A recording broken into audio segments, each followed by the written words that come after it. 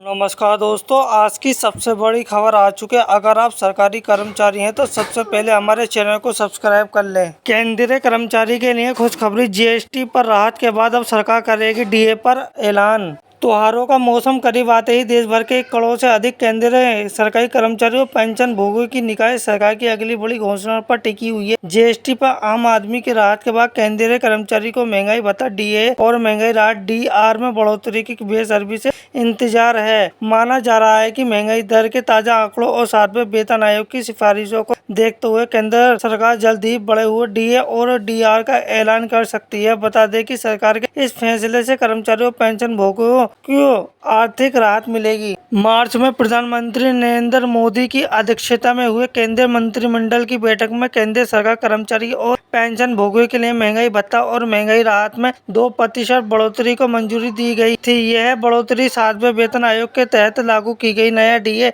D R 1 जनवरी 2025 से प्रभावी हुआ, यानी कर्मचारियों और पेंशन भोगियों को इस अवधि का एरियर बकाया भुगतान भी प्रदान किया गया। मार्च में हुई बढ़ोतरी के बाद अब केंद्रीय कर्मचारियों और पेंशन भोगियों को 55% महंगाई भत्ता डीए और महंगाई राहत डीआर में मिल रही है। फिलहाल केंद्र सरकार कर्मचारियों को न्यूनतम बेसिक सैलरी 18,000 रुपए है, जबकि पेंशन भोगियों की न्यूनतम 9,000 रुपए पेंशन मिलती है। मौजूदा समय में 55% डीआर लागू होने के बाद कर्मचारी की कुल न्यूनतम मासिक सैलरी बेसिक डीए 27,900 रुपए हो गई है और पेंशन भोगियों को बेसिक पेंशन डीआर 13,950 रुपए मिल रही है। जल्द ही डीआर में एक और बढ़ोतरी का ऐलान होने की संभावना है। बता दें कि केंद्र सरकार हर साल 2 बार डीआर बढ़ाती है। पहली बढ़ोतरी 1 जनवरी से और दूसरी बढ़ोतरी 2 जुलाई से लागू होती है। अगली बढ़ोतरी कितनी हो सकती है? पिछली रुझानों को देखते हुए यह लगभग तय माना जा रहा है कि केंद्र सरकार अगली डीए डीआर बढ़ोतरी का ऐलान सितंबर 2025 में करेगी। हालांकि कुछ मीडिया रिपोर्ट के मुताबिक डीए को लेकर सरकार सितंबर के महीने के अंत और अक्टूबर महीने की शुरुआत में ऐलान कर सकती है।